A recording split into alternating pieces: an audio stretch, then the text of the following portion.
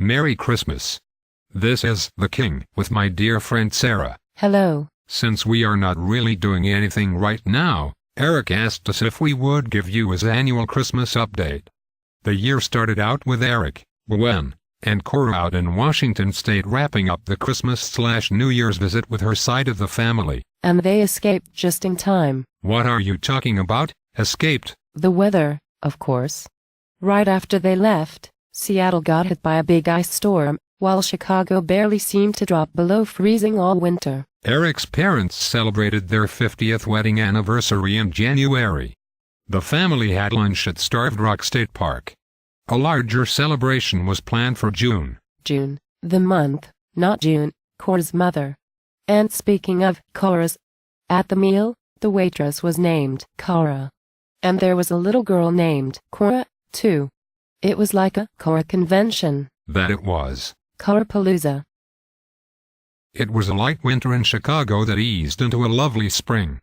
Gwen did excellent in school, but there was no time to relax, because the day after school ended, Eric, Cora, and Gwen packed into the PT Cruiser for a trip to Huron, Ohio to spend a week with Eric's family, sharing a rental house and celebrating his parents' 50th anniversary in style.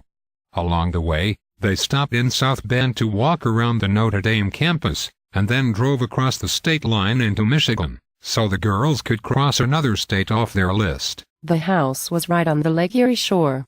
They could look out and see Cedar Point Amusement Park in the evening. They even had a shockingly good time at Thomas Edison's boyhood home. Did anyone actually get shocked? Sadly, no, but they did get to hold a real Grammy Award, which was very cool. They also visited the Rock and Roll Hall of Fame, and watched an Indians vs. Reds baseball game. Shortly after they got home from Ohio, Cora and Eric celebrated their second wedding anniversary. With those two lovebirds, it's hard to know whether to say, 2 years already, or, it's only been 2 years. Or to tell them, get a room. And then things got serious for a while. Uh-oh. Cora and Gwen packed up for a 5-week trip to Washington. Gwen was going to spend the majority of the time with her father's extended family. Cora was going to try to work out a new parenting plan with her ex in order to avoid having their case go to trial. And a very last-minute deal came through. He signed it and it was filed. Done. I bet he's regretting that now. Yes, but this is a Christmas letter, so let's not dwell on the Grinch up on Mount Crumpet. Instead, let's be thankful for the gift of the voice that Gwen has been given in their relationship, and that now that voice will matter. But that's not all Cora and Gwen did while out there. They spent a lot of time with Cora's family, especially with the kids. They even managed to squeeze in some quality time in a bouncy house. And Eric joined them for 10 days in the middle of it. For the Renton River Days Rubber Ducky Derby. No, to help celebrate Cora's 40th birthday. 40? I wish I looked that young the first time I turned 40. You know, the security guards at Gwen's school routinely think Cora is a student who is cutting class. I can see that. Almost as soon as Cora and Gwen got back, summer ended and it was time for Gwen to start her sophomore year. And start is a good way to describe it.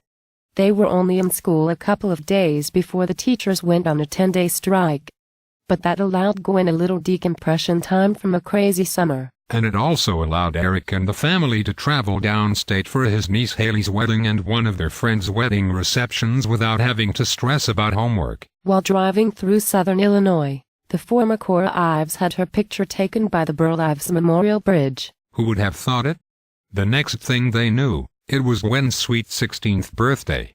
She had a couple of friends over, and had a limo come pick them up for an hour drive around town.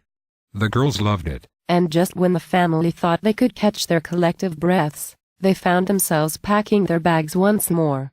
This West Coast trip took them to Disneyland for Thanksgiving to meet up with Cora's mom, June, her sister Suzanne and brother-in-law Greg, their 3 kids, Jaden, Maddie, and Aspen, her brother Craig, and his girlfriend, Kristen. They spent a lot of time in Disneyland on the Pirates of the Caribbean and touring the Nightmare Before Christmas version of the Haunted Mansion.